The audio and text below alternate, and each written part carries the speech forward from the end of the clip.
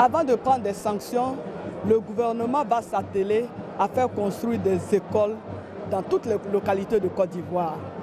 Mais il est évident que si dans une localité, il existe une école, le parent qui ne va pas scolariser son enfant qui a 6 ans et plus, évidemment, sera sanctionné.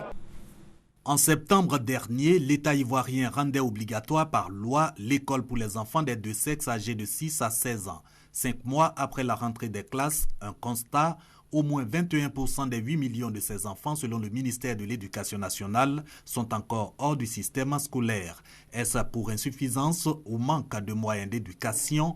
N'est-ce pas le fait des civilisations ou du pouvoir d'achat des parents?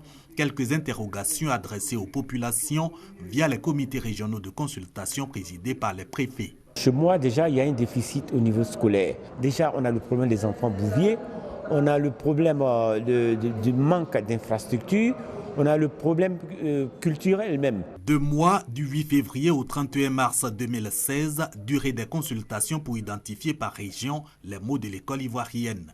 Au final, seront levés par une répartition équitable des moyens publics d'éducation sur l'ensemble du territoire, les obstacles à la politique de scolarisation obligatoire. Cette politique, un outil de développement et solution aux pires formes de travail des mineurs, selon le gouvernement qui lève l'équivoque sur l'entrée en vigueur des sanctions sur l'école obligatoire. À l'examen, les défis du délitement social, les fléaux dont sont victimes les enfants dans nos sociétés.